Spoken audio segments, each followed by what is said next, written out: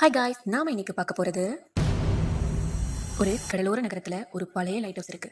அது இந்த நாள் வரைக்கும் வேலை செஞ்சுக்கிட்டே தான் இருக்கு. அந்த லைட் ஹவுஸ் இருக்கிற நகரத்துல யாரும் அந்த லைட் ஹவுஸை பத்தி ஓப்பனாவே பேச மாட்டாங்க. ஏன்னா ஒரு சில இரவுகள்ல அந்த லைட் ஹவுஸ் ஒளியோட சேர்ந்து ஒரு பெண்ணோட பாடுற குரல் கேட்டுக்கிட்டே இருக்குமா. அந்த பாடல் ரொம்ப சேடாவும் அதே டைம் ரொம்ப பியூட்டிஃபுல்லாவும் இருக்குமா.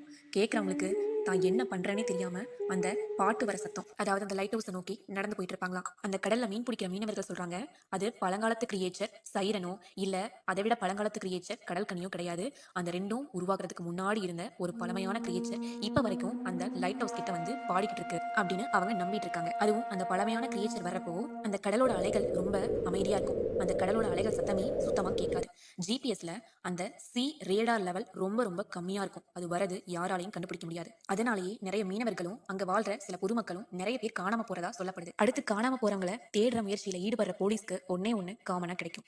அங்க ஈரமான காலடி தடங்கள் கிடைக்கும். அந்த காலடி தடம் எப்படி இருக்கும் அப்படின்னா மனுஷனோட மாதிரி இருக்காது.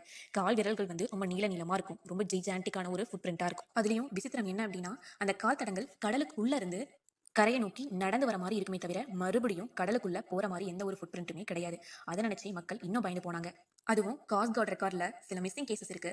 பாடி கிடையாது, போட்ல டேமேஜே இல்ல. ஆனா எல்லா கேஸ்லயும் ஒரு காமனான டீடைல், லாஸ்ட் கால் ரெக்கார்ட்ல வென் சவுண்ட் நடுவுல கேட்டதாகவும் ஒரு பெண்ணோட ஹம்மிங் சவுண்ட் அதே மெலோடியா தான் கேட்கும் அப்படின்னு நிறைய ரெக்கார்ட்ல சொல்லப்படுது. அதனாலதான் அந்த நகரத்துல நைட் டைம்ல அந்த லைட் ஹவுஸ் கிட்ட இருந்து ஏதாவது சவுண்ட் கேட்டாலோ இல்ல பாடல்கள் கேட்டாலோ கதவை லாக் பண்ணிட்டு வீட்டுக்குள்ளேயே அமைதியா உட்காந்துருவாங்க. ஏன்னா அந்த பாடல் கேட்கும் போதே அந்த கிரியேச்சர் கடல்ல இருந்து கரைக்கு வந்துருச்சு.